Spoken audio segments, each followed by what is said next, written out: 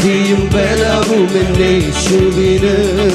മഹത്വവും ജ്ഞാനവും സ്തോത്രവും ബഹുമാനം ശക്തിയും ബലവും യേശുവിന്.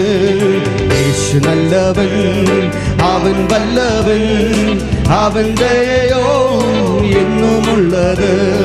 യേശു നല്ലവൻ, അവൻ വല്ലവൻ, അവൻ ദയയോ എന്നുമുള്ളത്.